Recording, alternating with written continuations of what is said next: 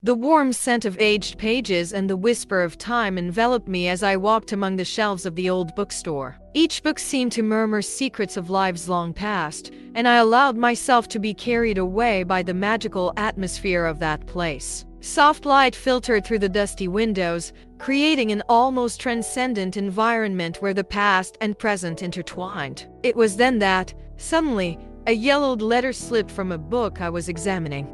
My heart raced as I saw the delicate paper fall to the floor. Curious, I quickly crouched down and picked up the letter, the feel of the aged paper between my fingers awakening an indescribable emotion. What could be in here? I wondered, carefully unfolding it. The elegant handwriting danced before my eyes. "Dear Eduardo," the letter began. Clara's words seemed to leap off the page, filled with burning passion and silent despair. It was clear that she was living a forbidden love, a love that defied the conventions of her time. With each passing day, I feel the pain of the distance between us. People do not understand. They cannot comprehend what it means to love someone who is not accepted. But my heart belongs to you, and that is all I know.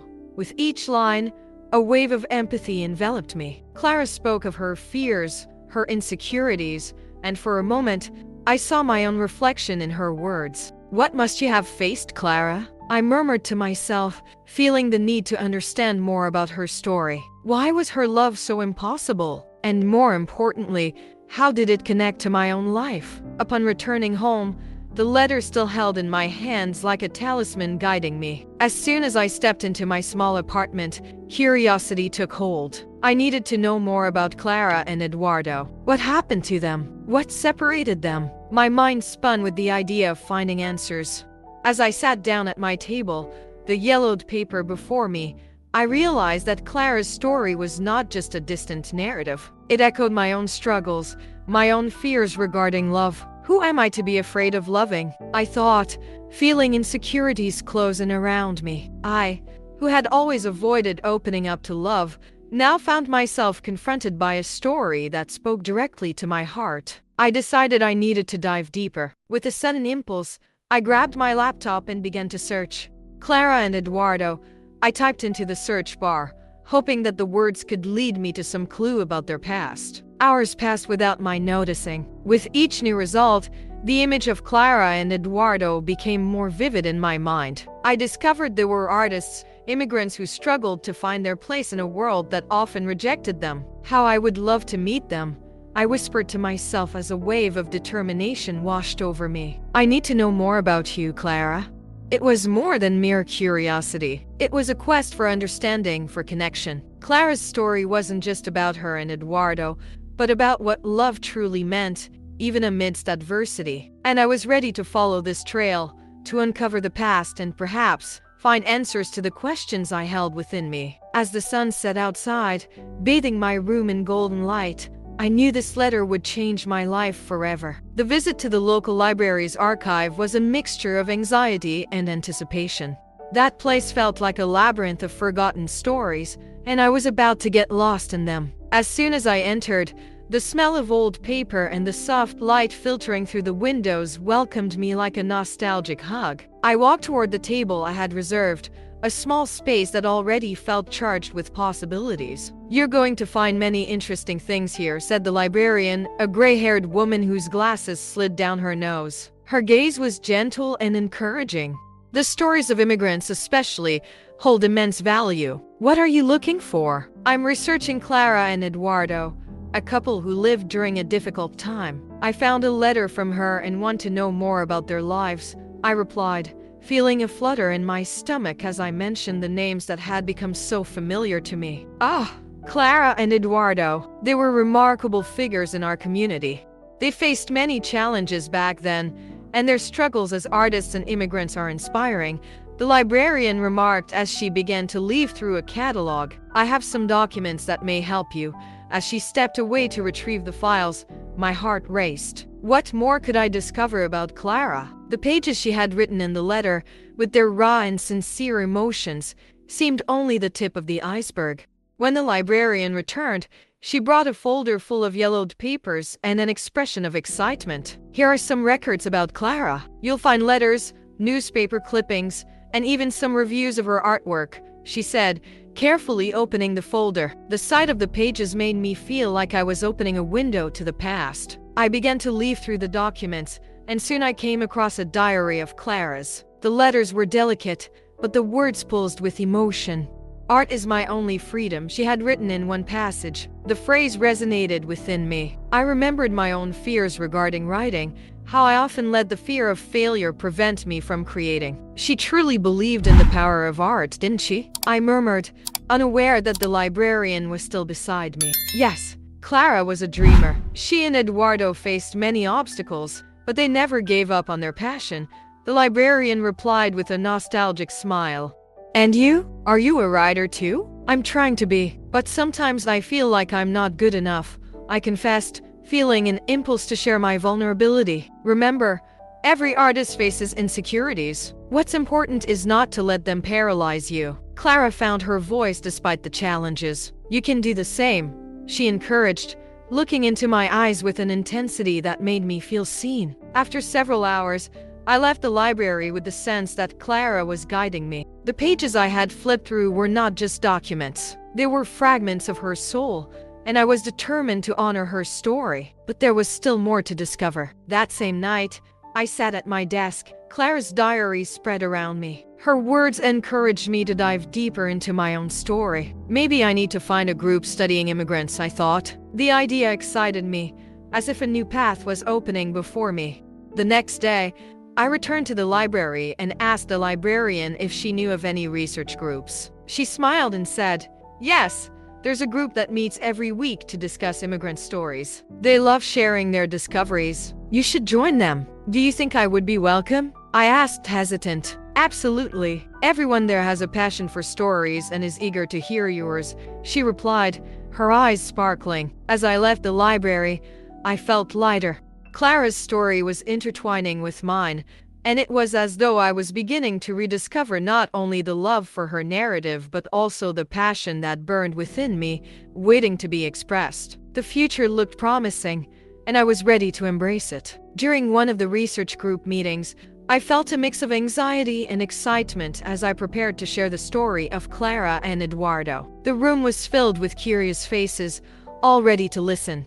When it was my turn, I took a deep breath and began to speak. Clara was a talented artist who fell in love with an immigrant named Eduardo at a time when love between people from different backgrounds was met with suspicion. Her letters touched me deeply, and as I read her words, I realized how love can be a powerful force, even in the face of adversity. She wrote, "When I am with Eduardo, the world around us disappears. But at the same time, I know that society sees us as strangers." The murmurs in the room grew, and I could see the attentive gazes of the group members. A gray-haired woman who introduced herself as Donna Rita raised her hand. "That's very beautiful, but also very sad. I faced prejudice too. My husband was from a different culture, and at first, my family didn't accept it. It was a struggle to build our life together." The empathy flowing in the room was palpable. Others began to share their own stories of love and resistance. A young man named Lucas, who looked no older than 20, said, "My grandmothers loved each other in difficult times, and their love changed how our family sees differences. They always taught me that true love overcomes any barrier." As I listened, a sense of belonging began to grow within me. These were my ancestors, and their stories resonated with me. With each account, I felt more connected not only to Clara and Eduardo but also to everyone there, all grappling with the same insecurities and prejudices. After the meeting, I was approached by Miguel, who had been quiet for most of the gathering. He smiled, his eyes shining with genuine curiosity. "You really brought Clara to life. I never thought such an old story could resonate so much with us today." "Thank you, Miguel. I feel like Clara is a part of me now." "And what did you think of the stories shared?" "Yes, I identified with them too. Your grandmother's story made me think of mine. She came from another country and went through so much hardship. Your love for photography is a way to honor her, just as you are doing with Clara." I was touched by his sensitivity. "You're an artist, Miguel. I feel that your eyes see the world in a way that few can. That inspires me." He smiled shyly, and a comforting silence settled between us. The connection beginning to develop was palpable yet daunting. The fear of opening my heart arose again, but I knew I had to face it. In our subsequent meetings, Miguel and I became inseparable. He began to help me document my research with his photographs, capturing not just images but the essence of the stories we were exploring. During one session, while he was adjusting the lighting for a photo, I asked, "Why are you so interested in these stories?" He hesitated, as if pondering the answer. "Maybe because I'm also afraid of losing my own memories. My grandmother always told me that stories are what connect us, and I want people to see their value. I feel that in you. What we do is not just about Clara and Eduardo. It's about all of us." He nodded, and his eyes sparkled in a way that made me feel we were on a shared path, one that could lead us to a new and exciting place, but also to challenges. As the tension and insecurities danced between us, I knew Clara's story was not merely a relic of the past but an open door to the future. At the same time, a part of me hesitated. I wanted to open up to Miguel, but Clara's memories and the struggles she faced reminded me of the difficulties that could arise. Love could be beautiful, but it was also risky. And as I wrestled with these feelings, I realized that the story I was living could intertwine with Clara's, leaving me both hopeful and terrified. I decided it was time to visit Clara's hometown. Ever since I discovered the letter, my curiosity about her life and her connection with Eduardo had become a powerful force within me. I took a train on that sunny morning. The excitement mingled with anxiety as I watched the landscape rush by the window. The trees, fields, and small houses looked like a painting. When I arrived, the fresh air and the smell of wet earth welcomed me like a hug. The town was smaller than I had imagined, with cobblestone streets and old houses that seemed to whisper stories. I walked through the streets, trying to envision Clara and Eduardo in that same place, with their dreams and challenges. The feeling of being on the same land as they once were enveloped me, and an idea came to my mind. Perhaps I could feel a little of what they felt. In the town center, I found a vibrant mural honoring all the immigrants who contributed to the local culture. The warm colors and smiling faces caught my attention. As I approached, I noticed a small plaque with the names of Clara and Eduardo. My heart raced. "Do you see this, Clara? Look what you and Eduardo built." I thought aloud, tears welling in my eyes. "Beautiful, isn't it?" A male voice interrupted my thoughts. It was Miguel, who had decided to accompany me on the trip. "It's a way to acknowledge those who came before us and fought for a place here," he continued, gazing at the mural. "It's incredible. You know, I never imagined I'd find a piece of their history here. I feel as if they are guiding me." I looked at Miguel, who seemed to absorb every word. "You're doing important work, documenting these stories. Clara and Eduardo deserve to be remembered," he replied, his sincere gaze giving me courage. After a few moments of silence, I decided I needed to delve deeper. "Shall we explore more of the town? Maybe there are other places they frequented." "Of course. I'm curious to see where it all happened." Miguel smiled, and together we moved forward. The streets felt like a labyrinth, and I let myself be swept away by nostalgia. We entered a quaint cafe that seemed frozen in time, with wooden tables and a display case full of homemade sweets. The aroma of fresh coffee filled the air. As we sat down, I ordered a coffee and a slice of pie. Miguel ordered the same, and while we waited, he looked directly into my eyes. "What do you hope to find here?" "I'm not exactly sure. Maybe an answer to the questions that make me feel so lost. Clara and Eduardo faced so much, and I want to understand how their love survived it all." The sincerity in my voice surprised me. "You will find what you're looking for, and perhaps even more." Miguel encouraged me as if he knew I needed to hear that. The conversation flowed, and as we shared stories and laughter, I realized there was a growing bond between us. The connection I felt with Clara now extended to Miguel.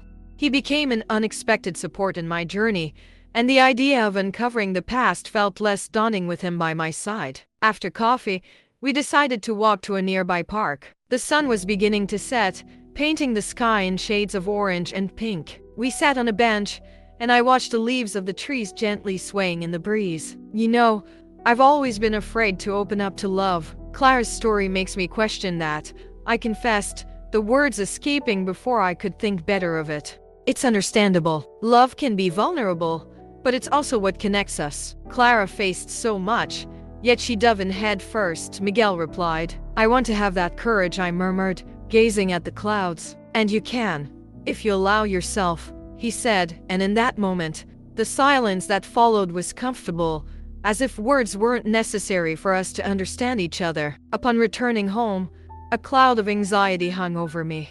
Researching Clara and Eduardo had left me excited, but also vulnerable, and I knew that confronting my mother would be inevitable. The familiar smell of the home-cooked meal she always prepared welcomed me, but at the same time, it brought forth the tension I felt. I sat at the table, and she soon began talking about my future. You need to think about a real job, something that brings you security, she said, slicing vegetables. The way her hands moved quickly indicated that she was nervous, but her words cut deeper than any knife. I'm working on something that's important to me, Mom. Writing is my passion, I replied, trying to stay calm. She sighed, her eyes fixed on the cutting board. Passion doesn't pay the bills, my daughter. You need to be realistic. And this obsession with Clara and Eduardo, what will it bring you besides frustration? I felt a tightness in my chest. Clara wasn't just a figure from the past. She represented a struggle I was beginning to understand. Mom, you don't understand. Clara faced so much prejudice, and yet she followed her dreams. She inspires me to do the same. And you think I haven't faced challenges? That life was easy for me. I just want you to have a stable life, not to chase after love stories of people we don't even know, she said, frustration evident in her voice. This conversation was spiraling into misunderstandings, and I felt that with each word, the distance between us grew. I know you want the best for me, but that doesn't mean I should set aside what I truly love. Clara lived with courage, and I want to do the same. I want to tell stories, Mom. She stopped cutting the vegetables and looked at me, her expression softening slightly. I just want to protect you. The world out there is tough, and I don't want you to suffer like some people have. But I'm not Clara, and I'm not living her life. I'm living mine, and if I don't try, I will regret it forever. I can't live in fear, I replied, my voice growing firmer. A heavy silence fell over us, and I realized that the conversation wasn't leading anywhere. The memory of Clara's struggles hit me. She faced prejudice, challenges, and still sought love and fulfillment. I needed to find a way to help my mother understand that I was simply following a path that, while difficult, was mine. Look, Mom, I began, trying to change the tone of the conversation. Do you remember the story of Grandma? She also had to fight to be heard, and it was through her stories that I learned about our family. Clara and Eduardo are part of me. They help me understand our own history. My mother looked at me, and for a moment, I saw a glimmer of understanding in her eyes. Maybe I've been too hard on you, she admitted, her voice softer now. I just want you to have a secure future. I know, and I appreciate that. But maybe the future I want doesn't look secure to you, and that's okay. I just ask that you let me explore this, even if it's hard for you to understand, I said, feeling a wave of hope. She nodded slowly, as if processing everything. Maybe we can find a middle ground. I will try to understand more about what you're doing. Thank you, Mom. That means a lot to me, I replied, feeling a weight lift from my heart. The connection we were trying to build was delicate, but I knew that if we kept talking, we could reach a place of understanding. The conversation didn't resolve everything, but at least it had started a path where we could listen to each other. And in that moment, I realized that, just like Clara and Eduardo, I was also fighting for love, not just for romantic love, but for love and understanding within my own family. The atmosphere of the library was charged with untold stories. During a new meeting of the research group, the room was filled with eager, attentive faces, all ready to share their experiences. My heart raced as I prepared to talk about Clara and Eduardo. I knew their stories of love and resilience weren't just about the past. They echoed what many of us were experiencing today. Today, I want to share something I discovered about a woman named Clara. I began, my voice trembling but determined. She lived in a time when love was often surrounded by prejudice and difficulties, just like many of us face today. Heads nodded in understanding, and the gazes deepened. An older woman with gray hair and bright eyes raised her hand. You're referring to a forbidden love, right? That reminds me of my grandmother. who had to fight against her family's disapproval to be with my grandfather. They were from different cultures, exactly. I responded, excited. Clara and Eduardo were immigrant artists in a world that didn't accept them. Their love was like a flame in a harsh winter. They didn't give up on each other, even when everything seemed to be against them. The group began sharing their own stories. A middle-aged man with a gentle gaze spoke about how his mother faced racism to marry his father. A young woman with a notebook in her hands recounted how her grandfather was disowned for falling in love with a woman from a different social class. Each account was a thread weaving a rich tapestry of love and resistance. Miguel was sitting next to me, listening attentively. When the group took a pause, he turned to me and said, "You have a special way of telling these stories. They need to be preserved." Hearing his words, I felt warmth spreading through my chest. "Thank you, Miguel. I truly believe these stories need to be told. They're not just from the past, but a part of who we are." He smiled, his gaze deep and sincere. "What do you think about documenting these stories in a more visual way? We could create an exhibition, perhaps, a way to honor Clara and Eduardo, along with all these voices we're hearing." The idea took me by surprise. "An exhibition?" I repeated, trying to imagine how this could come to fruition. "Do you think people would be interested?" "Absolutely. We can use photos, testimonials, maybe even videos," he replied, his eyes shining with enthusiasm. "It would be a powerful way to showcase the struggle and beauty of love in all its forms. And you can lead this, since you have such a strong connection to Clara."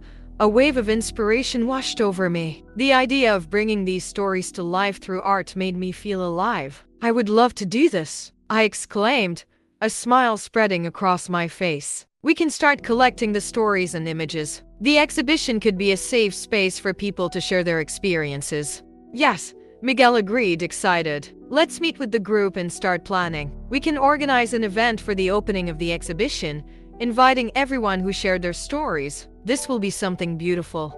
As we spoke, the room began to fill up again with voices and laughter. The enthusiasm was palpable, and I knew we were about to embark on a transformative journey. Clara and Eduardo's stories were not just memories of the past. They were a call to action, a reminder that true love deserves to be celebrated, even in the face of adversity. In that moment, I realized I wasn't just connected to Clara's story, but to all those voices echoing around me. Together, we were creating a space where love in all its forms could flourish.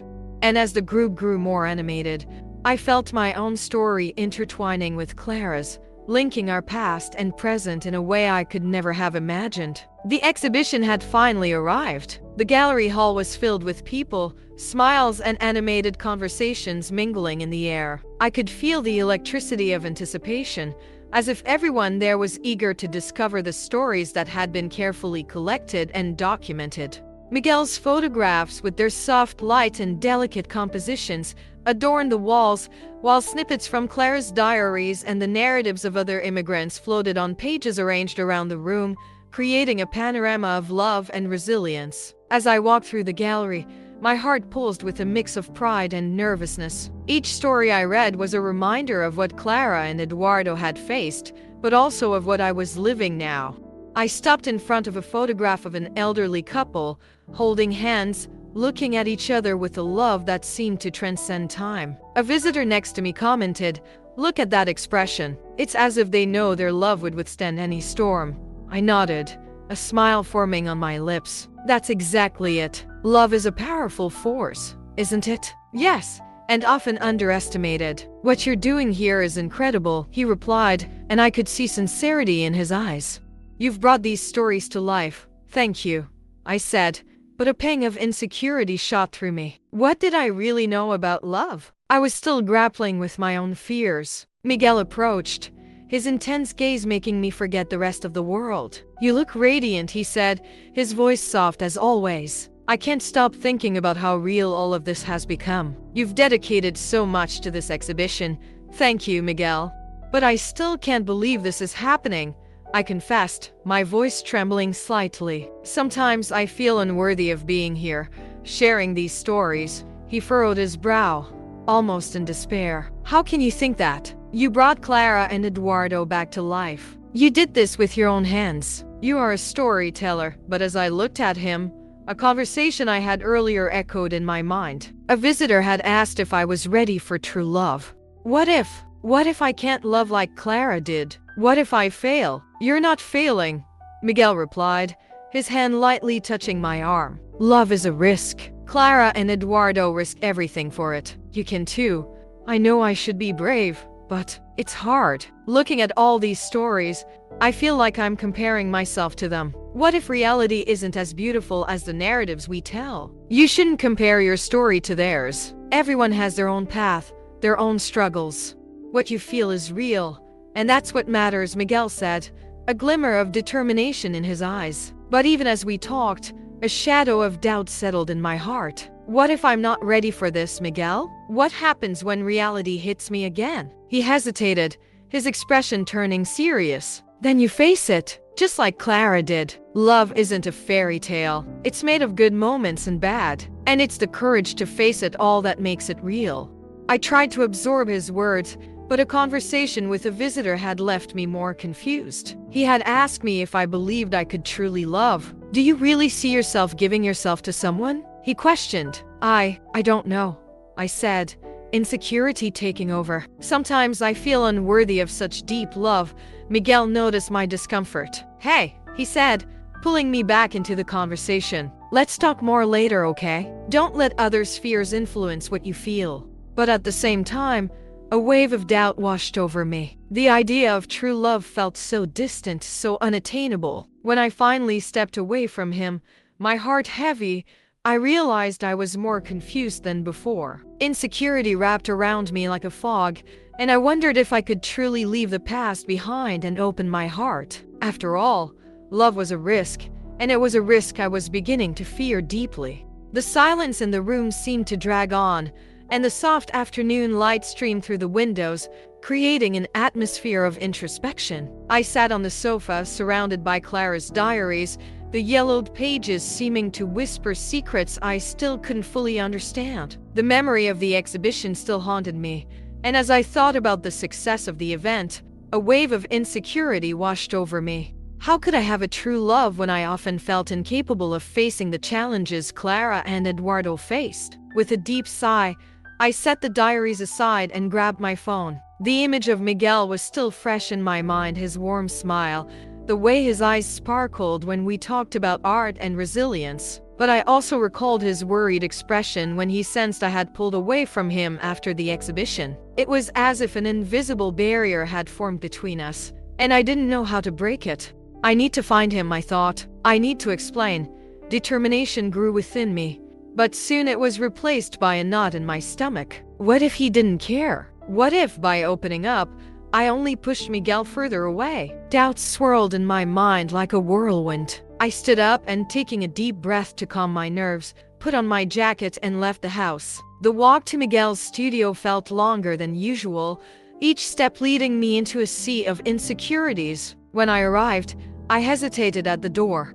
What if he doesn't want to see me? I thought, but the idea of not trying left me even more anxious. I knocked on the door, and after a few moments that felt eternal, Miguel appeared. He was holding his camera, and when he saw me, his face lit up, but soon his expression turned serious, as if he recognized the gravity of my presence. Hey, you look different, he said, a shy smile on his lips. Hey, Miguel. I was thinking about the exhibition, about us. The words spilled out all at once, as if I were afraid of losing my courage. About us? He furrowed his brow, a mix of curiosity and concern in his eyes. What happened? You pulled away after the event, and I didn't know what to think. That's it. I pulled away because I'm scared. The words escaped me, and I felt vulnerable, almost exposed. I saw how much you cared about the stories we tell, and I don't know if I'm worthy of a love like yours. Clara and Eduardo faced so much, and I feel like I'm just running away. He looked at me intently, as if trying to read what lay behind my expression. Look, I'm scared too, scared of opening up, of allowing myself to feel something so deep. I never imagined I could connect with someone like this, and it frightens me. He took a step closer to me, and my heart raced. But we can't let fear stop us from living what we have. And what if it's not enough? What if I can't be the partner you deserve? Insecurity dripped from my voice, and I wondered if I was being selfish for voicing my fears. You're being yourself, and that's what I admire most about you. Clara and Eduardo faced a forbidden love, but they never gave up on each other. We can't let our fears separate us. We can be stronger than that. Miguel stepped even closer, and the intensity of his gaze made me feel a whirlwind of emotions. So, what do we do now? I asked, vulnerability still present, but now accompanied by a glimmer of hope. Let's talk. Let's open up, even if it's hard. After all, isn't love that? An act of courage? He smiled, and I realized that the connection between us was becoming stronger, more real. The fear was still there, but now we were two, facing it together. As I entered my mother's house, I felt a mix of anxiety and determination. The familiar smell of her home-cooked meals enveloped me, but I couldn't shake the tension that hung between us. The memories of our arguments were still fresh in my mind, and I knew I needed courage to face this moment. "Hey, Mom," I said, trying to keep my voice light. She was in the kitchen, stirring a pot. Upon hearing my greeting, she turned to me with an expression that revealed a mix of surprise and concern. "Hi, dear. I'm glad you came. I was thinking about you," she replied, not taking her eyes off the spoon she was stirring, as if the words she wanted to say were trapped among the ingredients. I have something important to share with you," I started, hesitating. My heart raced in my chest. About Clara. The mention of her name made my mother stop stirring. Her eyes widened slightly. "Clara? You're still on about this? I thought you had gotten over this obsession with those letters and that story." "It's not an obsession, Mom. It's a part of who I am, and I've discovered incredible things about her and Eduardo," I said, trying not to sound defensive. "I read her diaries and met people who faced challenges similar to ours." She sighed, putting the spoon aside. "You know I only want what's best for you, right? I don't want you to suffer like she did. But that's exactly what I want to show you." Clara faced so much prejudice and hardship, and this made me understand that our struggles aren't so different, I replied, feeling emotion swell within me. "She had a dream, and despite everything she tried. But you have a stable job, a life that can be secure. Why risk everything for an old story?" my mother asked, her tone revealing a mix of concern and frustration. "Because, Mom, this story is ours. Clara is my great-grandmother. She lived and loved so intensely that it makes me want to fight for my own dreams," I said, my voice rising. "I don't want to live in fear. I want to embrace my passion for writing and art." She looked at me, and for a moment, I saw a fraction of the vulnerability I had always tried to reach. "And what did you discover about her that made her so special?" I took a deep breath, trying to organize my thoughts. She and Eduardo were artists. They lived in a time when love between different cultures was taboo, but they loved each other deeply and faced oppression together. This inspired me to understand that love and art are forms of resistance, I explained, the words flowing more freely now. "And how do you relate to that?" my mother asked, a bit softer now. "Because even in the face of the difficulties I'm facing, I want to be like her. I want to write, I want to tell stories, and honor her legacy," I said, tears now streaming down my cheeks. "And I would like you to join me on this journey." She fell silent, processing my words. Finally, her expression began to change. "You're right. I hadn't seen that before. Your passion. It's beautiful, actually, and I'm afraid you might get hurt. But maybe I should try to understand better. We can read her diaries together, Mom. You'll see how rich and full of love her story is," I suggested, my heart warming at the possibility of mutual understanding. "All right," she agreed, a faint smile illuminating her face. "Let's do that. I want to know this part of our family that I didn't know existed." The tension that had once hung in the air began to dissipate, and a new path of understanding opened between us. Deep down, Clara's story was not just about love, but also about reconciliation and courage. And in that moment, I realized we were beginning to build something new together. The atmosphere was charged with emotion at the family dinner. The table, adorned with fresh flowers and dishes that my mother had prepared with such care, seemed a reflection of what we were about to share. Miguel and I were nervous, but excitement coursed through our veins. He looked at me with an encouraging smile, and that gave me the confidence I needed. Tonight, I want everyone to know about what we've been doing. I began, feeling the weight of the words. Miguel and I organized an exhibition about Clara and Eduardo, and the stories of love and resistance from many immigrants we met during our research. A murmur of curiosity swept across the table, and my mother looked up, clearly interested. "Clara, your great-grandmother?" she asked, her voice slightly trembling, as if the name sounded familiar on her lips. "Exactly, Mom. Clara and Eduardo faced so many challenges because of their love, and their stories inspired us to explore the struggles and achievements of our own family," I replied, determined to continue. The exhibition was a success and brought forth so many emotions. Every story we heard helped us understand better who we are. Miguel joined me, taking the floor. "And it's not just about the past. It's about the continuity of love and resistance. What we learned from Clara and Eduardo resonates in our lives today. And we want you, our family, to be part of this." He was holding his camera, and upon seeing me, his face lit up, but soon his expression turned more serious, as if he recognized the gravity of my presence. "Hi, you seem different," he said, a shy smile on his lips. "Hi, Miguel. I was thinking about the exhibition, about us." The words tumbled out all at once, as if I feared losing my courage. "About us?" He frowned, a mix of curiosity and concern in his eyes. "What happened? You stepped back after the event, and I didn't know what to think. That's it. I stepped back because I'm scared." The words escaped me, and I felt vulnerable, almost exposed. "I saw how much you cared about the stories we tell, and I don't know if I'm worthy of a love like yours. Clara and Eduardo faced so much, and I feel like I'm just running away." He looked at me closely, as if trying to read what was behind my expression. "Look, I'm scared too. Scared to open up, to let myself feel something so deep. I never imagined I could connect with someone like this, and it frightens me." He took a step closer to me, and my heart raced. "But we can't let fear stop us from living what we have.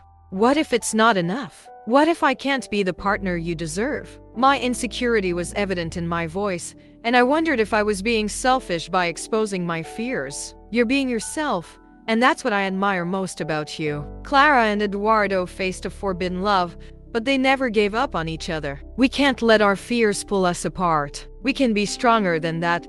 Miguel stepped even closer, and the intensity of his gaze made me feel a whirlwind of emotions. "So, what do we do now?" I asked, the vulnerability still present but now accompanied by a spark of hope. "Let's talk. Let's open up, even if it's hard. After all, love is that, isn't it? An act of courage." He smiled, and I realized that the connection between us was growing stronger, more real. The fear was still there, but now we were two, facing it together. As I entered my mother's house, I felt a mix of anxiety and determination. The familiar smell of her home-cooked meals enveloped me, but I couldn't shake off the tension that lingered between us. The memories of our arguments were still fresh in my mind, and I knew I needed courage to face this moment. "Hi, Mom," I said, trying to keep my voice light. She was in the kitchen, stirring a pot. Upon hearing my greeting, she turned to me with an expression that betrayed a mix of surprise and concern. "Hi, dear. I'm glad you came. I was thinking about you," she replied, not taking her eyes off the spoon she was stirring, as if the words she wanted to say were trapped among the ingredients. I have something important to share with you," I began, hesitating. My heart raced in my chest. "About Clara." The mention of her name made my mother stop stirring. Her eyes widened slightly. "Clara? Are you still on that? I thought you had gotten over that obsession with those letters and that story." "It's not an obsession, Mom. It's a part of who I am, and I've discovered incredible things about her and about Eduardo," I said, trying not to sound defensive. "I read her diaries and met people who also faced challenges similar to ours." She sighed, putting the spoon aside. "You know I only want the best for you, right? I don't want you to suffer like she did. But that's exactly what I want to show you." Clara faced so many prejudices and difficulties, and it made me understand that our struggles aren't so different. I responded, feeling emotion swell within me. "She had a dream, and despite everything she tried. But you have a stable job, a life that can be safe. Why risk everything for an old story? My mother asked, her tone revealing a mix of concern and frustration. Because, Mom, this story is ours. Clara is my great-grandmother. She lived and loved in such an intense way that it makes me want to fight for my own dreams, I said, my tone starting to rise. I don't want to live in fear. I want to embrace my passion for writing and for art. She looked at me, and for a moment, I saw a fraction of the vulnerability I had always tried to reach. And what have you discovered about her that made her so special? I took a deep breath, trying to organize my thoughts. She and Eduardo were artists. They lived in a time when love between different cultures was a taboo, but they loved each other deeply and still faced oppression. This inspired me to understand that love and art are forms of resistance. I explained, the words flowing more freely now. And how do you relate to that? My mother asked, a bit softer now. Because even in the face of the difficulties I'm experiencing, I want to be like her. I want to write. I want to tell stories and honor her legacy, I said, emotion now streaming down my cheeks. And I would like you to join me on this journey. She fell silent, processing my words. Finally, her expression began to change. You're right. I hadn't seen that before. Your passion. It's beautiful, actually. And I'm afraid you might get hurt. But maybe I should try to understand better. We can read her diaries together, Mom. You'll see how rich and full of love her story is, I suggested, my heart warming at the possibility of mutual understanding. Okay, she agreed, a slight smile illuminating her face. Let's do that. I want to know this part of our family that I didn't know existed. The tension that had once hung in the air began to dissipate, and a new path of understanding opened between us. Deep down, Clara's story was not just about love, but also about reconciliation and courage. And in that moment, I realized we were beginning to build something new together. The atmosphere was charged with emotion at the family dinner. The table, adorned with fresh flowers and dishes my mother had prepared with such care, seemed a reflection of what we were about to share. Miguel and I were nervous, but excitement pulsed through our veins. He looked at me with an encouraging smile, and that gave me the confidence I needed. Tonight, I want everyone to know what we've been working on, I started, feeling the weight of the words. Miguel and I organized an exhibition about Clara and Eduardo, and the stories of love and resistance of many immigrants we met in our research. A murmur of curiosity rippled through the table, and my mother looked up, clearly interested. Clara, your great-grandmother? She asked, her voice slightly trembling, as if the name sounded familiar on her lips. Exactly, Mom. Clara and Eduardo faced so many challenges because of their love, and their stories inspired us to explore the struggles and achievements of our own family, I replied, determined to continue. The exhibition was a success and brought forth so many emotions. Each story we heard helped us understand better who we are. Miguel joined in, taking the floor. And it's not just about the past. It's about the continuity of love and resistance. What we learned from Clara and Eduardo echoes in our lives today. And we want you, our family, to be a part of this.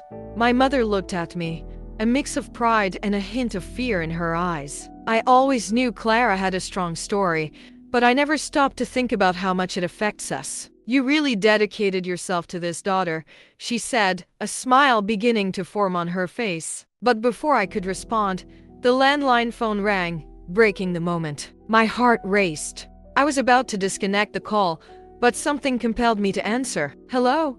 I said hesitantly. Hi, it's me, Aunt Rosa.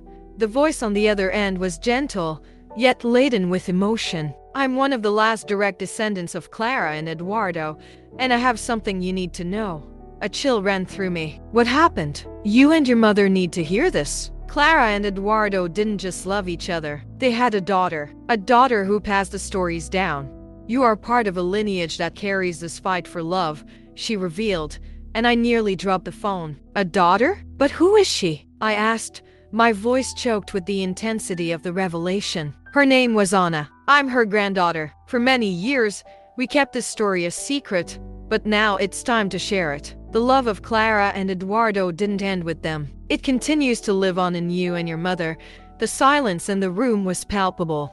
I looked at my mother, whose eyes were now filled with tears. Mom, did you hear that? She nodded, her expression a blend of confusion and emotion. This explains so much. I always felt there was something more, a deep connection I couldn't understand.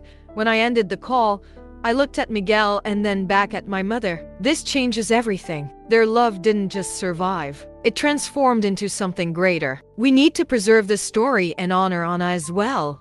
Let's do it together, my mother said, now with a spark in her eyes. The story isn't just about Clara and Eduardo. It's ours, and we need to tell it. As dinner continued, our conversations grew deeper. We talked about the challenges Clara faced and how they intertwined with our own struggles. Each word exchanged seemed to weave a stronger bond between us, and the table that was once merely a physical space became a symbol of unity. By the end of the night, I looked around the table, seeing not just a family but a living legacy. Love and courage aren't just stories from the past. They're a call to us. We must continue to fight and celebrate what connects us. My mother's voice echoed in agreement. Yes, and now we know that we're part of something much bigger. Clara and Eduardo's story is a heritage we must carry with pride. It was a new beginning, and I felt that finally, we were ready to face the future together, with love and courage, celebrating the lives and stories that united us. Thanks for joining me on this journey today. If you enjoyed this story, give it a thumbs up and be sure to subscribe for more inspiring content. See you in the next one.